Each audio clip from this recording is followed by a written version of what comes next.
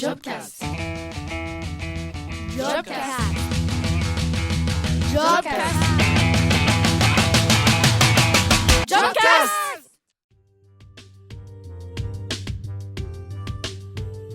Bienvenue pour la saison 2 de Jobcast. Le but de cette émission est d'interviewer des professionnels pour découvrir leur métier et leur parcours. Dans cette émission, nous venons découvrir la comédie de Saint-Étienne et nous enregistrons Thomas, Aurélien et Yannick qui vont nous parler du métier de régisseur technique. Bonjour. Bonjour. Est-ce que vous pouvez vous présenter en quelques mots, s'il vous plaît ? Alors, moi, je suis donc Aurélien Guettard. Je suis régisseur lumière ici à la Comédie et je suis responsable du service lumière. Donc, moi, ma spécialité, c'est la lumière. Je fais absolument que ça ici. Gérer les équipes, le matériel et puis réfléchir aux avancées technologiques dont on a besoin. Et moi, je suis Thomas Chazalon, je suis régisseur général ici. Ma spécialité, c'était comme Aurel, c'était la lumière avant. Et puis, je suis passé régisseur général il y a 6-7 ans. Régisseur général, ça veut dire que je chapeaute un peu l'équipe technique sur la partie montage et tournée de la Comédie de Saint-Étienne. Merci. Et en quoi consiste votre métier exactement ? Donc, mon métier en régisseur général, comme je disais, je chapeaute sur les tournées et sur les spectacles accueillis à la Comédie de Saint-Étienne toute l'équipe technique. C'est moi qui vais gérer leur planning, mettre le nombre de personnes aux bons endroits en fonction des spectacles. Il est à noter qu'à la Comédie, on a deux types de spectacles différents. C'est qu'on a les accueils, qui sont des spectacles déjà créés dans d'autres lieux et puis qui viennent d'être diffusés à la Comédie de Saint-Étienne. Et les spectacles qu'on crée à la Comédie de Saint-Étienne, donc qui n'existent pas, qu'on répète chez nous et qu'ensuite on emmène en tournée. Et voilà, donc on a la partie accueil et la partie création et tournée. Voilà, moi, moi je suis régisseur lumière, comme je disais, donc ce qui signifie que Thomas est mon supérieur aussi, et que du coup, effectivement, parfois, pour donner un exemple rapide, moi je vais avoir besoin d'informations, par exemple, pour installer de la lumière, de savoir par exemple où est-ce que les gars du son ont installé leurs enceintes ou comment le décor va être placé. Et c'est pour répondre à la fonction de Thomas. Sa fonction, ça va être de pouvoir me répondre sur tous ces aspects, c'est-à-dire que lui, il a une vision globale. Et moi, je suis plus dans ma partie. Voilà, ça répond un peu à la fonction de Thomas. Et la mienne, ça va être vraiment de gérer exclusivement la lumière. Donc, du coup, moi, je vais me retrouver à gérer les équipes en montage lumière. Je peux me retrouver à gérer des équipes ici en accueillant un spectacle. Donc, quand j'accueille un spectacle, moi en lumière, je suis à la maison, j'ai des invités en gros, et je dois leur dire, je dois les aiguiller pour leur dire, bah voilà, vous voulez tel projecteur, bon bah ils sont là, je vous les emmène, vous voulez que je vous les installe où, etc. Et puis je peux me retrouver aussi dans une situation de tournée où là c'est moi l'invité quelque part.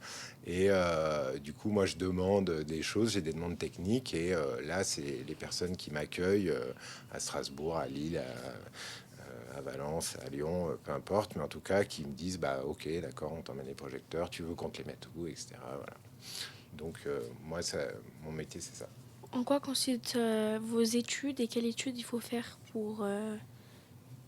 Alors moi, j'ai un parcours qui est un tout petit peu atypique parce que nous, on est pile la génération, je dirais, où on pouvait rentrer dans les métiers du spectacle en ayant travaillé sur le tas et en faisant peut-être une formation en plus, etc. Et donc on est entre cette génération et la génération d'aujourd'hui, plus jeune que nous maintenant, qui passe par une école tout de suite après le bac ou après quelques années d'études après le bac et vraiment sort avec un diplôme pour travailler dans la lumière, dans le son, dans le plateau. Donc moi, par exemple, mon parcours, il est un peu entre deux. C'est-à-dire qu'à la base, j'avais fait des études qui ne me destinaient pas vraiment à la technique. J'avais fait des études vraiment très littéraires. D'ailleurs, c'est ton cas aussi, tu as fait des études littéraires. Mais moi, j'en ai fait en plus après le bac, longtemps. Et il se trouve qu'un jour, pour gagner un peu d'argent à côté de mes études, j'ai fait de la régie lumière. Et ça m'a beaucoup plu. Et puis j'ai fini par travailler pour des compagnies, donc apprendre sur le tas pendant plusieurs années.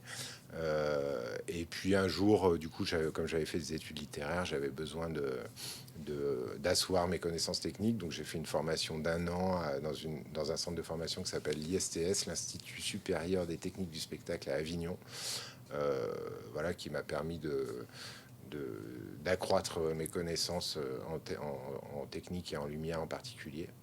Et ensuite, je me suis lancé comme ça dans le spectacle, on va dire vraiment dans la spécialité lumière. Donc, si j'ai bien compris, après le bac, il faut faire des années d'études pour être technicien en lumière. Alors là, du coup, on va peut-être faire compléter par Thomas, qui a un parcours peut-être un peu plus classique. Sur, ouais. Moi, comme disait Aurel, j'ai fait un bac littéraire. Donc, c'est quand même des métiers techniques et un tout petit peu scientifiques. On a quelques règles de physique, notamment, à respecter en lumière. J'étais parti sur un bac littéraire pour plein d'autres raisons. Et après, j'ai fait un DUST, qui est un diplôme d'études universitaires scientifiques et techniques. C'est très pompeux, à Besançon, un truc de technicien du spectacle. Et puis une école qui est à Lyon, qui s'appelle l'ENSAT, l'École nationale supérieure des arts et techniques du théâtre. Voilà, donc là, j'avais complété. Ça amène à effectivement un bac plus 5. Néanmoins, quand on est sur un plateau, c'est pas forcément un nombre d'études, c'est pas le nombre d'études qu'on juge. Voilà, il y a des gens qui peuvent faire juste un bac technique, mettons électricité ou un truc comme ça, et puis qui prennent quelque part le virus du théâtre et qui vont nous retrouver sur un plateau. On en a aussi des gens qui n'ont pas spécialement beaucoup d'études. C'est là où Aurel disait. Maintenant, il y a de plus en plus d'écoles, donc de plus en plus de gens qui sortent d'école.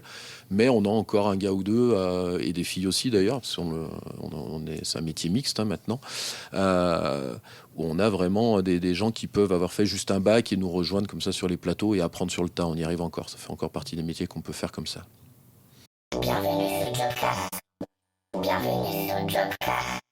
Y a-t-il des difficultés techniques dans vos métiers et si oui, lesquelles ? Des difficultés, je sais pas si c'est le bon mot, je répondais, il y a des challenges techniques parfois, et ça c'est plutôt rigolo. Par exemple, il y a quelques années, on avait un spectacle avec le décor, c'était une maison de 2 étages qui tournait sur elle-même. Voilà, donc ça c'est une difficulté technique parce qu'à l'intérieur tu as de l'électricité, faut pas que tes câbles s'enroulent, faut que le plateau sur lequel on aille s'installer, que ce soit à Saint-Étienne ou en tournée plus tard, il résiste. Donc ça fait partie des gros trucs. Et même un spectacle un peu plus petit, plus léger, en parlant de scénographie simplement, comme Les Femmes Savantes aujourd'hui, il faut quand même qu'on aille l'emmener dans des lieux qui sont différents du nôtre. Aujourd'hui on a créé sur un plateau qui fait 25 mètres de large, avec 16 mètres d'ouverture au cadre, et la semaine prochaine on sera à Colmar avec 8 mètres d'ouverture au cadre, donc on a une fenêtre 2 fois plus petite pour montrer notre spectacle. Donc ça fait partie des petites difficultés techniques auxquelles il faut qu'on s'adapte, et en même temps on sait que c'est le but du jeu de pouvoir jouer partout, de présenter ce qu'on a créé à Saint-Étienne, de le présenter partout en France. C'est pour ça que je parle plutôt de challenge technique, voilà, qui fait que tous les jours on a une petite... je vais redire le mot challenge, c'est con, mais voilà, truc où on se dit c'est jamais la même chose, même si on fait le même spectacle, on le fait pas dans les mêmes conditions. On va le faire, on le fait sur un très grand plateau, sur un plus petit plateau. Toutes les semaines, c'est un nouveau spectacle qui arrive à Saint-Étienne, c'est des nouveaux gens, donc ce truc-là, il est plutôt, et on reparlera du coup du rapport humain qui est vachement important dans nos métiers, parce que toutes les semaines, on rencontre des nouvelles personnes avec qui on est, si j'essaie d'éviter l'expression, avec fesses et chemises, mais voilà quoi, très, très, très, très liés, très proches. Mais en tout cas, pour joindre ce que tu dis, Thomas, c'est vrai que il n'y a pas vraiment de difficulté technique parce qu'on connaît notre métier, on connaît très bien notre métier. Mais c'est plus souvent en fait, à un moment, tu disais un challenge, c'est un peu ça. On va demander un truc un éclairagiste, par exemple, va dire j'aimerais bien que le projecteur il se déplace, etc. Donc nous, on va réfléchir à comment on pourrait faire.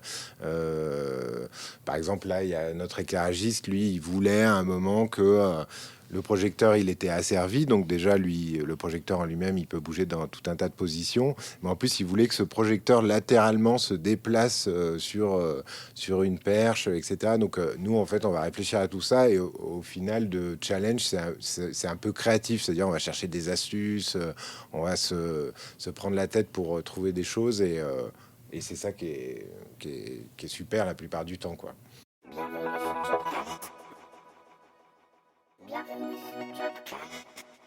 Bonjour. Bonjour. Bonjour, je suis désolé pour le retard, j'étais retenu dans la salle à côté. Est-ce que vous pouvez vous présenter en quelques mots, s'il vous plaît? Alors oui, moi je suis Yannick, je travaille ici à la Comédie en tant que régisseur général de l'école et régisseur son sur la partie théâtre. D'après vos horaires, est-ce que vous avez le temps de voir votre famille, de passer du temps avec elle ou pas? Alors ça c'est vrai que c'est une vraie difficulté dans ce métier pour le coup. C'est pas un challenge. Ouais.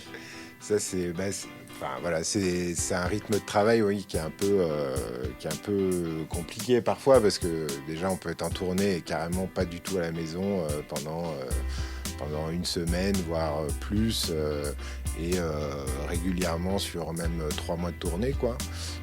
C'est-à-dire on va faire une semaine, on va revenir à la maison 3 jours, on va repartir. Et puis après, on travaille beaucoup du soir. Il n'y a encore pas très longtemps, dans mon groupe loisirs de basket, j'ai expliqué à quelqu'un que je lui ai dit demain je travaille de 9h à 23h et il m'a demandé si c'était autorisé par le code du travail. Donc ouais voilà, c'est pas une vie, on va dire tout à fait réglée et monotone. Après, on a des horaires voilà.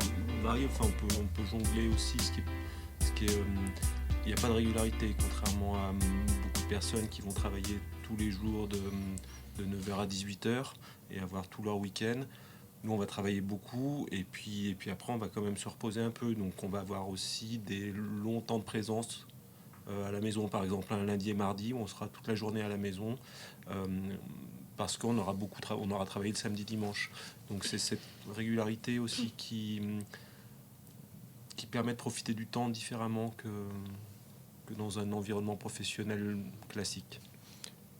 Mais c'est vrai que parfois c'est pas toujours facile de passer du temps avec ses enfants parce que il va y avoir des week-ends et qu'effectivement on va avoir le lundi mardi donc voilà, faut voir les choses un peu autrement mais ça se fait hein, Ça se fait, on est encore mariés tous les trois. On est encore mariés tous les trois et nos enfants nous adorent donc, voilà, super. nous adorent, ils nous reconnaissent en tout cas.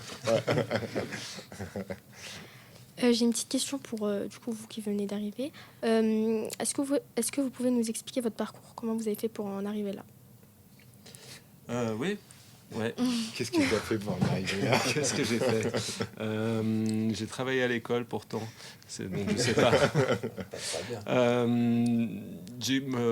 Jeune, j'ai commencé par faire de la musique quand j'étais jeune, et puis j'étais pas forcément très bon musicien, et la partie technique m'a intéressé. Donc après j'ai fait un peu d'études pour m'orienter vers ce secteur-là, mais au début beaucoup plus vers la musique. Et puis je me suis retrouvé malgré moi dans une école de théâtre qui formait au métier technique.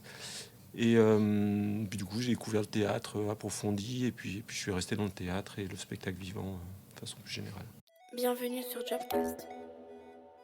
Bienvenue sur Jobcast. Comment et pourquoi avez-vous choisi ce métier? Moi j'ai un peu répondu tout à l'heure. Au départ c'était un petit boulot que j'avais trouvé et puis en fait ça m'a passionné. Bon après j'avais déjà au lycée je faisais un atelier théâtre amateur etc. Donc j'aimais bien quand même déjà tout ça mais en tout cas le métier de la lumière moi je l'ai un peu découvert on va dire c'était un petit hasard quoi au départ et puis après c'est devenu une passion, quoi. Moi, j'avais de la famille qui faisait déjà du théâtre, qui avait organisé un petit festival de théâtre à Pélussin, là, dans les monts, dans le Pilat. Et donc, à 14-15 ans, je suis allé filer un coup de main. Je pensais bosser en billetterie, déchirer des tickets, vendre un truc et tout. Et puis, le régisseur lumière qui était là m'a dit tiens, toi, tu traînes, j'ai besoin de toi, j'ai besoin de quelqu'un pour m'aider. Et c'est comme ça que j'ai mis les pieds dans la lumière. Et voilà, et puis après quand il a fallu choisir un stage à l'époque en terminale, je me suis dit qu'est-ce que tu as déjà fait, qu'est-ce qui t'a plu. C'était un peu le seul truc que j'avais fait et ça me plaisait, donc j'ai fait un stage pour confirmer tout ça dans un truc qui s'appelait l'Office des théâtres indépendants à l'époque à Saint-Étienne qui était à l'Opéra. Et puis ça m'a bien plu, donc j'ai enchaîné mes études pour aller faire ça, et puis voilà, ça fait maintenant quelques années qu'on a décidé de faire ce métier et qu'on s'y tient là aussi.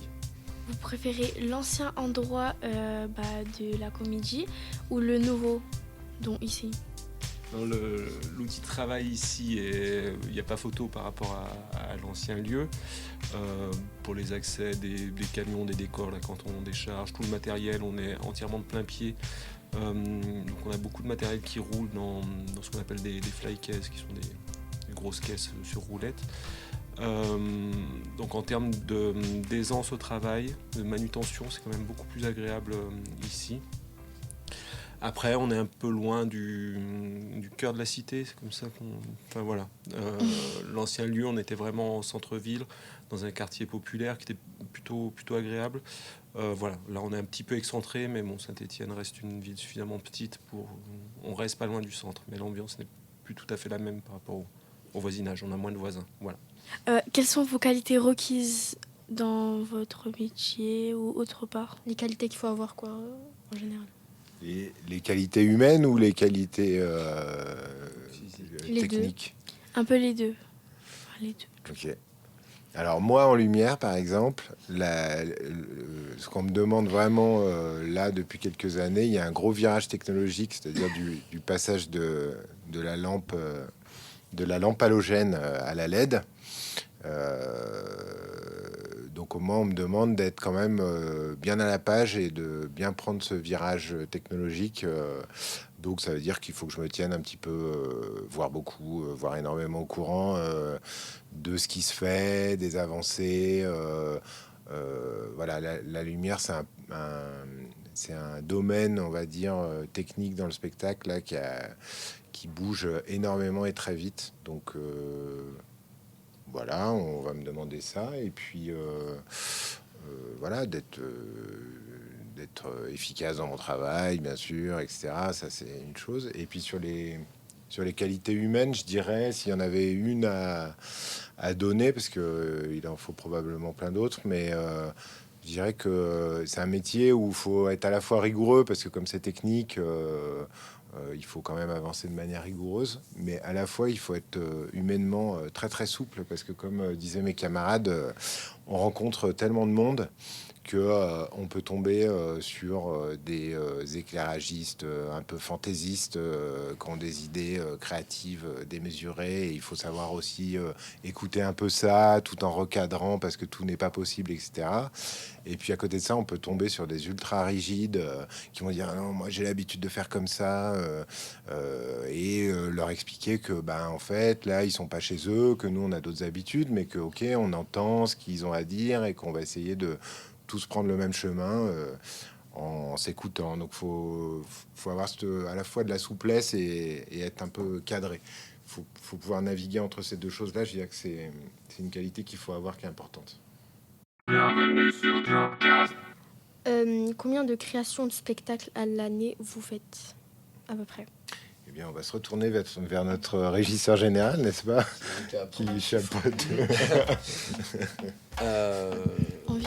Environ, merci. Alors, je suis obligé de détailler. En plus, il y a deux sortes de créations qu'on fait dans la maison. Il y a les créations qui sont vraiment de notre metteur en scène. Enfin, notre directeur est un metteur en scène, c'est important. On est dans un centre dramatique national. C'est un label particulier qui nous oblige, entre guillemets. Il y a un contrat qui est signé avec le ministère de la Culture, et dans ce contrat, c'est forcément un ou une artiste à la tête du lieu, et il doit faire, lui, normalement une création par an.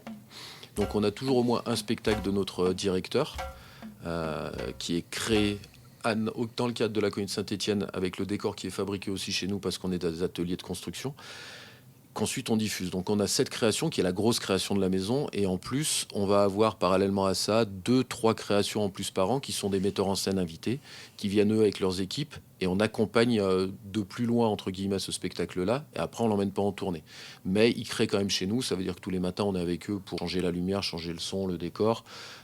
On les laisse un peu plus tranquilles quand ils répètent l'après-midi, parce qu'on n'est pas en régie avec eux, mais voilà, on est un peu partie prenante dans ces spectacles-là. Donc je dirais 4-5 par saison, dont un très gros sur lequel on est plus en première ligne. Plus, bien entendu. Moi, je comparais avec c'est pas vraiment des créations, mais c'est les ateliers de l'école, ateliers ouverts au public. Sur l'école en 2e et 3e année, dans le cadre de leur formation, les étudiants sont confrontés au regard public. Donc ils travaillent avec des intervenants extérieurs, des metteurs en scène ou comédiens. Ils vont travailler pendant 5 semaines et à l'issue de ces 5 semaines, ça va faire l'objet d'une présentation publique. Donc pour présenter au public, on accompagne un peu le travail des comédiens techniquement avec une mise en lumière, mise en son, un peu de vidéo, enfin des choses pour rendre le produit plus digeste pour le public. Donc c'est pas vraiment une création parce qu'on est sur des temps beaucoup plus courts, mais on s'en rapproche puisque c'est un spectacle. n'existait pas, qui sortent devant le public. Voilà, et ça, on en a 3 par an. 3 à 4 par an, des ateliers ouverts au public, et en fin de 3e année, ils ont là pour le coup un spectacle qui a un vrai temps de création. Donc ça c'est deux fois tous les 3 ans. Merci.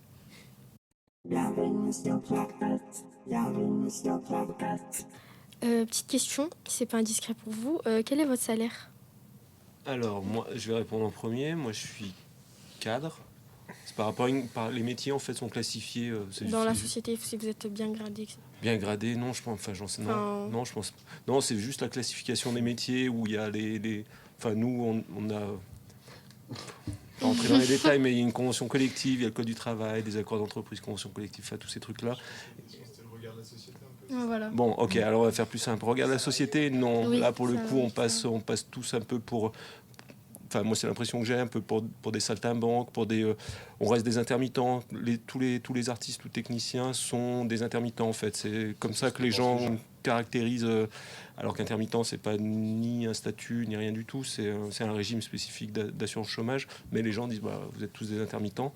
Donc oui, en fait, je pense que les gens ne savent pas exactement ce qu'on fait. Enfin, Des gens aussi, ça dépend vraiment entre le tonton à Noël qui a jamais compris ce que tu faisais dans la vie et qui te dit ah ben tu vas nous faire un petit spectacle, t'es intermittente et non je suis pas intermittent, je suis en CDI etc. Oui, machin. moi longtemps on a cru. Enfin, ouais, tu fais du son, tu peux faire DJ ou super, j'ai l'autoradio. Ça c'est il y a longtemps, à l'époque on avait ces trucs là qu'on pouvait réparer.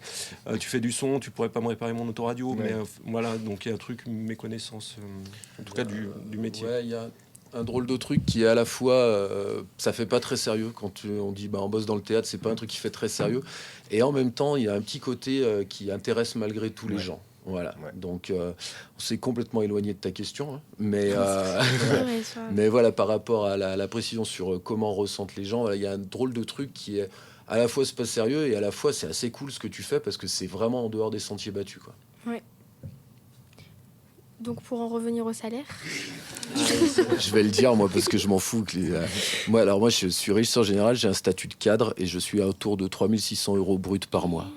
Waouh. Et alors moi je suis régisseur général, j'ai un statut de cadre et je suis autour de 3 400 € brut par mois. Allez savoir pourquoi. Parce que je suis au CDN.